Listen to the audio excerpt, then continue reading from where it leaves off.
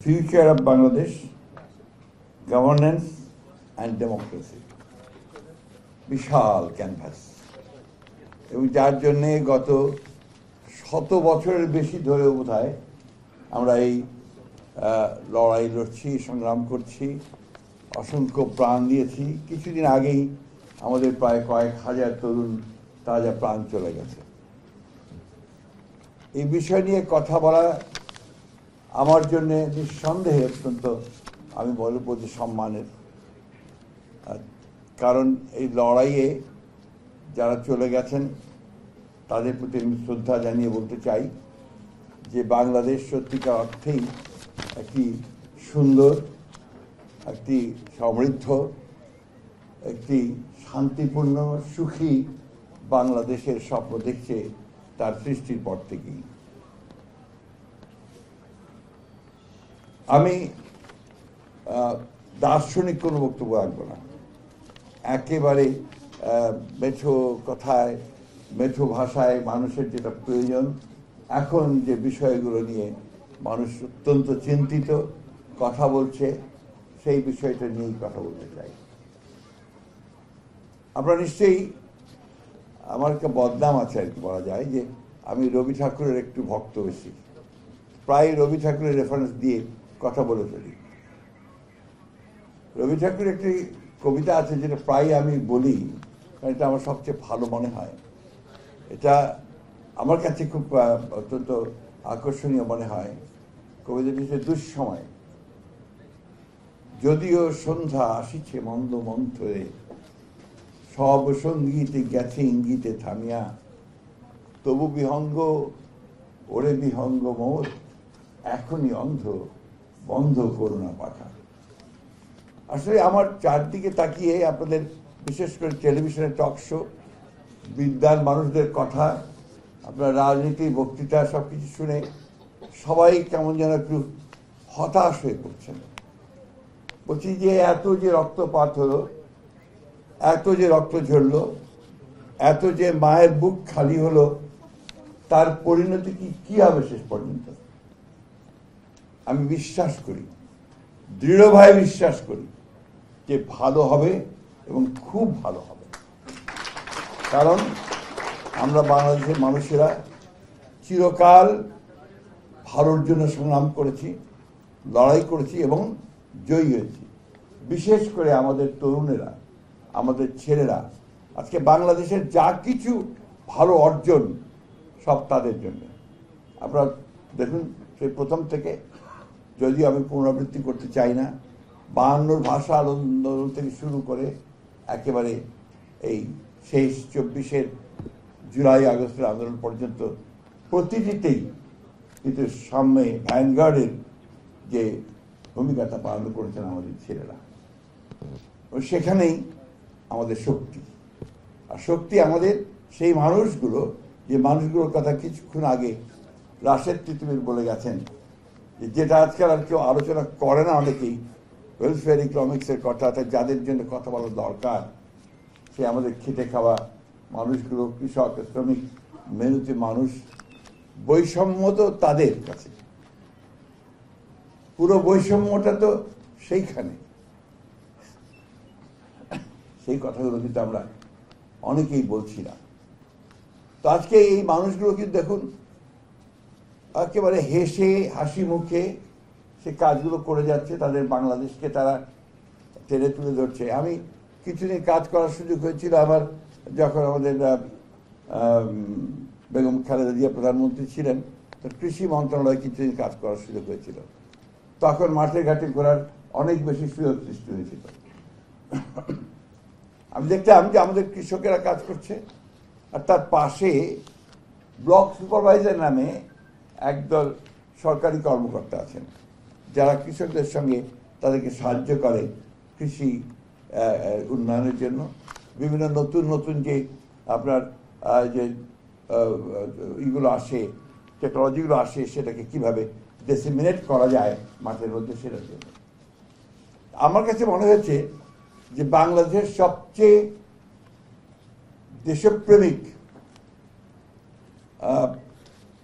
শ্রেণী বা পেশার মানুষ যদি থাকেন, তাহলে কৃষির মানুষেরা, তাদের সঙ্গে যারা কাজ করেন, কৃষিবিদ, কৃষি বিজ্ঞানী তারা।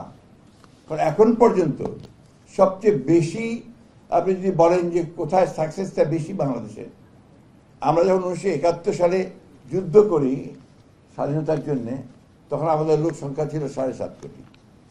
এখন লোক সংখ্যা আমাদের প্রায় 18 কোটি। সেই সময় আমাদের খাদ্য ঘাটতি ছিল প্রায় 28 লক্ষ টন, আর আজকে খাদ্য ঘাটতি প্রায় নেই বললেই চলে। এই পুরো খাদ্য ঘাটতি মিটিয়ে এই মানুষ, এতগুলো মানুষের খাদ্যের নিরাপত্তা প্রদান করে যে শ্রেণীটা কাজ করলো, সেটা কৃষকেরা ও তাদের সঙ্গে যারা কাজ করেছেন সেই কৃষি বিজ্ঞানীরা বা কৃষিবিদেরা। এটা অনেকে আমরা বলিও না, বুঝিও না, জানিও না। আমি এই কথাগুলো এই জন্য বলছি যে এই বিষয়গুলো বোধহয় একটু জরুরি ভিত্তিতে দেখা উচিত। আমরা এখন খুব ব্যস্ত হয়ে পড়েছি যে আমেরিকা আপনার ট্যারিফ আরোপ করে ফেলেছে, এবং খুব দ্রুত যদি এই ট্যারিফের সুরাহা না করা যায় তাহলে আরো বড় বিপদে পড়তে হবে। এটা তো সত্য কথা। কিন্তু আমার মনে হয় যে আমরা এই শ্রেণীর মানুষগুলোকে যদি সামনের দিকে এগিয়ে আনতে পারি, তাদেরকে কাজ দিতে পারি, তাদেরকে আপনার বিভিন্ন প্রযুক্তি দিতে পারি, তাহলে এই সমস্যাগুলো আমরা অতি দ্রুত কাটিয়ে উঠতে পারবো। রাজনীতির সমস্যা আমাদের আছে, এই বরাবরই আছে, আজকের না। 150 বছর আগে যখন ব্রিটিশরা এখানে শাসন করতেন, তখন ওই একই আবার রবীন্দ্রনাথ আনতে হয়। রবীন্দ্রনাথ বলছেন, কাগজ নেড়েই উচ্চস্বরে পলিটিক্যাল তর্ক করে, মাথায় ছোট বহরে বড় বাঙালি সন্তান। পলিটিক্যাল তর্ক করা এটা আমাদের মর্যাদাগত। আমরা আপনার চায়ের দোকানে বসে রাজনীতির কথা বলবো। আপনি গ্রামে, আপনারা ঢাকার মানুষেরা জানেন কি যাই না, তো আমার মনে ছাত্ররা অনেকেই গ্রাম থেকেই এসছে, যারা অনেক ছাত্র দেখতে পাচ্ছি আমি। গ্রামে গেলে দেখবেন গ্রামের রাস্তার পাশে একটা বাজারের পাশে ছোট একটা ঘুমটি ঘর বলি আমরা, চায়ের দোকান থাকে। সেই ঘুমটি চায়ের দোকানে আপনার লাল চা কেউ চিনি দিয়ে খান, কেউ দুধ দিয়ে খান, বলে দেয় আবার এই একটু মালাই মেরে দিও। তো ওই দোকানটা থেকে দেখবেন দুটো ভাগ হয়ে আছে, দুটো বেঞ্চ আছে। একটা বেঞ্চে আওয়ামী লীগের লোকেরা বসে, আরেকটা বেঞ্চে বিএনপির লোকেরা বসে। আমি সত্য ঘটনাটাই আপনাদের সামনে বলছি। আজকে আপনারা আমাদের সামনে যারা বসে আছে, আমরা সবাই অত্যন্ত আমার শ্রদ্ধেয় পণ্ডিত ব্যক্তি, এবং এই দেশের ধর্তাকর্তা। আপনার সমস্ত নীতি নির্ধারণ আপনারা করেন, আপনারা সেই নীতি নির্ধারণে সব সহযোগিতা করেন। আমার সামনে অনেক সফল ব্যবসায়ীরা আছেন, যারা এই দেশে ব্যবসা করে দেশকে, মাফ করবেন, অনেক ওপরে টেনে তুলে নিয়ে যাচ্ছেন। কিন্তু যে মানুষগুলো ওই গ্রামে একেবারে রোদ্রে ঘামে ভিজে কষ্ট করে যে ফসলগুলো ফলাচ্ছে, কাজ করছে, যে শ্রমিকটি, মহিলাটি, মেয়েটি, সেই আপনার সেই গার্মেন্টসের ফ্যাক্টরিতে গিয়ে মাত্র 15,000 টাকার বেতনে যে কাজ করছে, তাদের কথা আমরা খুব চিন্তা করি না। আমার কাছে মনে হয় এদের কথা যেদিন আমরা সত্যিকার অর্থেই ভালো করে চিন্তা করব এবং সফলভাবে চিন্তা করব, তাদের উন্নয়নের জন্য চিন্তা করব, তাদের কি করে একটা ঘর, একটা বাচ্চার অসুখ হলে তার চিকিৎসার ব্যবস্থা, তার লেখাপড়ার জন্য একটা স্কুলের ব্যবস্থা করতে পারবো, সেদিনই বোধহয় আমরা একটা সত্যিকার অর্থেই একটা সমৃদ্ধ বাংলাদেশ দেখতে পাবো। এটা হচ্ছে আমার আকাঙ্ক্ষা। আমার বয়স হয়ে গেছে, আমি রাজনীতিতে অনেকদিন আপনাদের সঙ্গে সামনে থেকেছি, অনেক আলোচনা সমালোচনা বিভিন্নভাবে হচ্ছে, কিন্তু আমার কাছে ফাইনালি যেটা মনে হয়েছে যে সেখানেই বোধহয় বাংলাদেশের সমস্ত ভবিষ্যৎটা লুকিয়ে আছে, সমস্ত ভবিষ্যৎটা। আসুন আজকে আমরা আমাদের বন্ধু এই সিরাজুল ইসলাম, যিনি তার সারাটা জীবন একটা সুন্দর, সুখী, সমৃদ্ধ, একটা গৌরবময় বাংলাদেশের জন্য সংগ্রাম করেছে, লড়াই করেছে। আমাদের তিনি শুধু বন্ধু ছিলেন না, ক্লাসমেট ছিলেন, এবং পরের দিকে ছিলেন একেবারে সহকর্মী, যোদ্ধা। আমি যখন জেলে শেষ সময় সেই সময় সে চলে যায়। আমরা তাকে শেষ দেখাটুকু তার স্ত্রীর সঙ্গে, তার কন্যাদের সঙ্গে সেইভাবে টেলিফোনে কথা বলতে পারিনি। সিরাজুল ইসলামের সবচেয়ে বড় গুণ যেটা ছিল যে সে কখনো মাথা নিচু করতো না, যা বিশ্বাস করত তা চিৎকার করে উচ্চকিত কণ্ঠে সবাইকে জানাতো। এখানে হচ্ছে একজন মানুষের যে দৃঢ়তা তা প্রমাণ পায়। সরকারি কর্মকর্তা ছিল, অনেকে বলতে এই বলো না ক্ষতি হবে, ভাবি বসে আছেন সামনে, জানেন খুব ভালো করে, কিন্তু সে বলতে না, আমার কথা আমাকে বলতেই হবে। সেখানে ছিল আমাদের সবুজ সিরাজুল ইসলাম সবুজ। সেই জন্য আমি খুব বেশি কথা বললাম না, শুধু এই কথাটুকু বলতে চাই যে আমি অত্যন্ত আশাবাদী। আমি বিশ্বাস করি যে আমরা সবাই যদি আজকে এইটুকু বুঝতে পারি যে আমাদের দেশটা আমাদের, এই ভবিষ্যৎ আমাদেরকে নির্মাণ করতে হবে। ওই আমেরিকা থেকে এসে ট্রাম্পও তৈরি করে দেবে না, বা আপনার চীন থেকে শি এসেও এটা করে দেবে না, অথবা ভারত থেকে মোদিও আমাদের ধাক্কা দিয়ে কিছু করতে পারবে না। এই যে বিষয়গুলো, এটা আমাদের মধ্যে, আমাদের মনের মধ্যে, আমাদের অন্তরের মধ্যে গেঁথে নিতে হবে, গেঁথে নিতে হবে। আমাকে সাংবাদিক ভাইরা, একটা অভ্যাস আছে আমাদের সাংবাদিক ভাইদের, এটা ভালো না খারাপ আমি বলতে চাই না, ওনারা শুধু ঝগড়া বাজিয়ে দিতে চান। আপনার দেখবেন টকশোতে যারা অ্যাঙ্করে কাজ করে, ও কাজ হচ্ছে শুধু ঝগড়া লাগিয়ে দেওয়া। আমার কাছেও আমার সাংবাদিক ভাইরা আমার খুব প্রিয়, তারা অত্যন্ত একেবারে ছোট ভাইয়ের মতো। আমার কাছে অনেকটা বিষয় পাঠিয়েছে যেটা নিয়ে কথা বলতে বলেছে, কিন্তু আমি তাদের হতাশ করছি যে আমি সেটা নিয়ে কথা বলবো না, কারণ আমি এটা বলতে চাই না। বাংলাদেশে অনেক রাজনীতি আছে, এটা একটা, এর জন্মটাই হয়েছিল আপনার বহুত্ববাদের মধ্য দিয়ে, তারপর অনেকে ভুল বোঝাবুঝি করেন, মানে বহু চিন্তার মধ্য দিয়ে অনেকগুলো চিন্তা এসে এক জায়গায় আসে। আমরা বাংলাদেশের স্বাধীনতার সময় যখন লড়াই করি, তার আগে সেই সময় আমাদের নেতা অনেকেই ছিলেন, অত্যন্ত অত্যন্ত বড় বড় নেতা।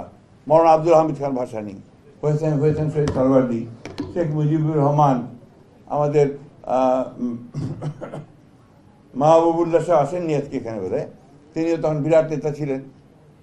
এখানে বাদলরা বসে আছে, তারাও বড় নেতাই ছিলেন তখন। তো আমাদের এক একজনের একটা চিন্তা ছিল, সেই চিন্তাগুলো ছিল যে কেউ আমরা সমাজতন্ত্র করব, কেউ সমাজকে পাল্টে দেব, কেউ কমিউনিজম করব, কেউ ধর্মীয় ব্যবস্থাকে এখানে প্রতিষ্ঠিত করব, ইসলামকে প্রতিষ্ঠিত করব, সব মিলিয়েছিল।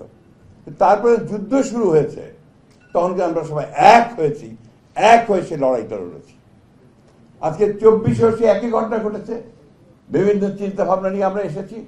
যেদিন ছাত্রদের উপরে গুলি শুরু হয়েছে, তখন কিন্তু সবাই নেমে এসেছে রাস্তায়, ঠিক না? তা আজকে সেই একইভাবে আসুন আমরা সবাই এক হয়ে যাই। আমরা, সমস্যা আছে, সমস্যার সমাধান হবে, ইতিমধ্যে অনেক দূরে গিয়েছে। আমি প্রফেসর ইউনূস সাহেবকে ধন্যবাদ জানাতে চাই যে তিনি দায়িত্ব নিয়েছেন, আমার বিশ্বাসও আছে যে তিনি সফল হবেন। আমরা আসুন আমরা সবাই মিলে তাকে সাহায্য করে, আমরা নিজেদেরকে সাহায্য করে আমরা সাহায্য। তবে একটা কথা খুব জোর দিয়ে বলতে চাই, গণতন্ত্রের কোনো বিকল্প নেই, এবং গণতন্ত্রকে চাপিয়ে দেওয়া যায় না। ইট ক্যানট বি ইম্পোজ। আপনি আমার উপরে চাপিয়ে দিলেন তা দেওয়া যাবে, একে চর্চা করতে হবে, প্র্যাকটিস করতে হবে, সেই জায়গাগুলোকে খোলা রাখতে হবে। এই কথাগুলো বলে আপনাদের সকলকে আবারও এই আশাবাদ আমি বলতে চাই যে নিশ্চয়ই সেই বিহঙ্গের মতোই একদিন না একদিন আমি ফিরে এসে পৌঁছবো।